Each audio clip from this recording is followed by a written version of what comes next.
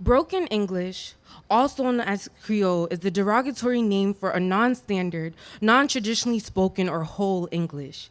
I learned this in a class dedicated to the study of the African American legacy, where Miss Fields, a white woman head of the AA Studies Department, leads a class discussion on the topic of language, oral tradition, and continuity.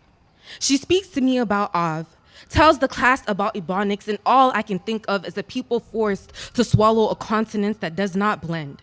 The enslaved syllables and silent letters exist as a snutter smeared across white textbooks. The same textbooks that write that Creole is a borrowed language, as if this mixed-matched speech was only ever theirs to reclaim.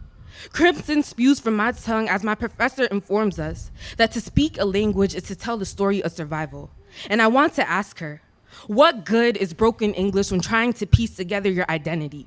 Why have a mother tongue if you're all bastards speaking a colonized language?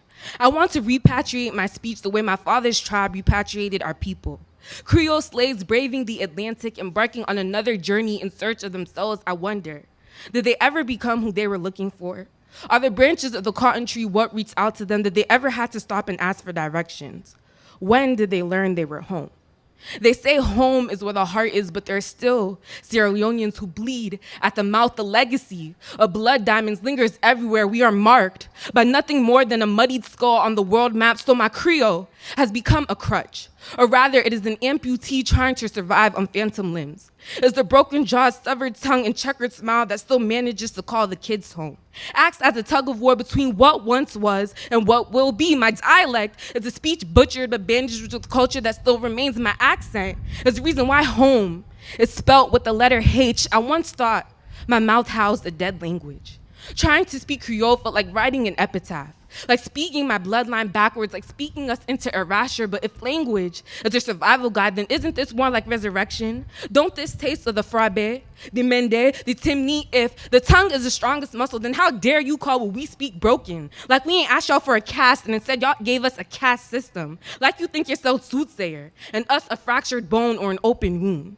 And medical experts say the best way to stop bleeding is to apply pressure.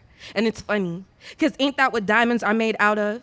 Ain't that what this blood-soaked soil spilled in our mother's mouths gave birth to? Is that not what I'm given? And don't that mean resilience comes with the territory? In my language, we don't ask how are you. Instead, we say howdy buddy. Because if there's anything that time has taught us, it's that there ain't a wound you can't sing song life back into. Thank you.